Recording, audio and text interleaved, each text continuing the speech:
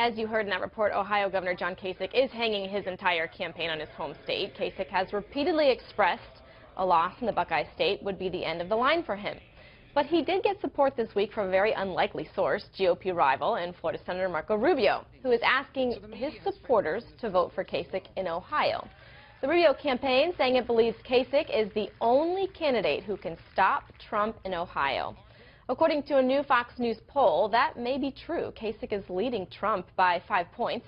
Jack Torrey is the D.C. bureau chief of the Columbus Dispatch, and he joins us now. Jack, thank you so much for joining us. Glad to be here. I want to put this poll up on our screen, the one that we were talking about, and we see that Kasich, it's beyond the margin of error, is leading 34% to Donald Trump's 29%. But I want to ask you, if the Ohio voters do in fact select Governor Kasich, is that a speed bump for Donald Trump, or is that a wall for Donald Trump, for lack of better words? What type of an effect would that have on his campaign? Well, I think the actual effect would be, this is part of a growing Republican strategy to stop Trump. They need Rubio to win Florida and Kasich to carry Ohio. And there's this little unwritten détente going on between the two campaigns. Rubio's not advertising in Ohio. Kasich is not advertising. But what's their end goal there? Is there a brokered convention at the end of that line? Yes, they see that as their only hope at stopping him. John Kasich cannot get the 1,237 electoral votes. He'd have to win like 85% of all the outstanding delegates to come up. So he's hoping, and Rubio's hoping, to get in there and get a brokered convention. And the only way to do that is to guarantee that you stop Trump in certain states and hope that Trump stops himself in other ways. I had seen a piece on your website, and it said there's good news for Kasich and there's bad news for Kasich. If he does not win, that's the end of his campaign. But like you said, then what? Then what does the GOP establishment do? Cry? I mean... No other tactics? Because a brokered convention, is that really an effective tool? It's a far more effective tool than having a man at the top of the ticket who right now has about a 60% disapproval rating nationally, and will have a great deal of trouble. I'm talking about Mr. Trump. Right. Will have a great deal of difficulty of winning the votes of women, Hispanics, and African Americans. We saw that in 2012, where Mitt Romney ran poorly among those groups.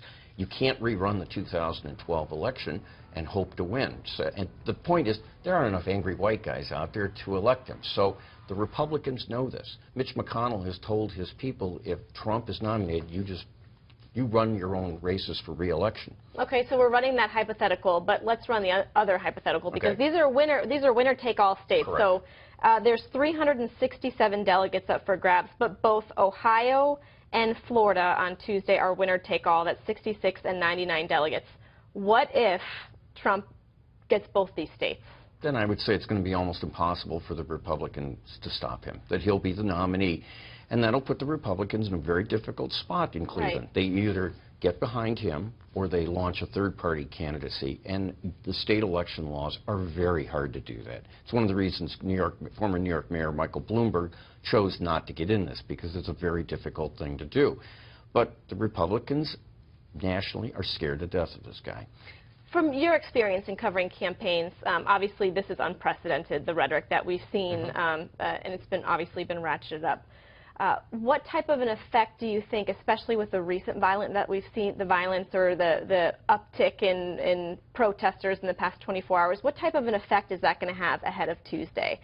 There are some people who are undecided voters, and there are some people who may see this tactic by the GOP and find it appealing.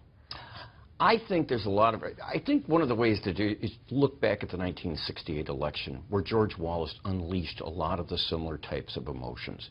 It wasn't called America First, but it was pretty close to making Let's Make America Great Again. And those emotions really shook the country in 1968.